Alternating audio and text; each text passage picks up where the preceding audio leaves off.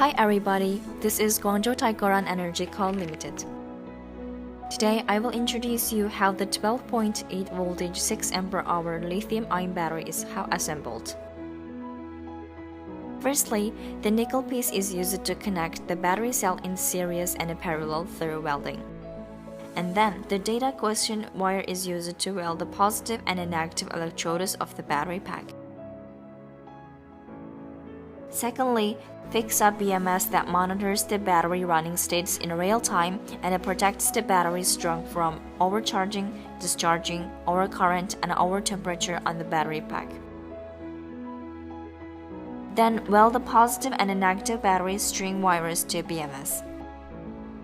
Connect data acquisition line port to the BMS to test the battery voltage and resistance, and seal the exposed wiring with isolation and waterproof adhesive after the test.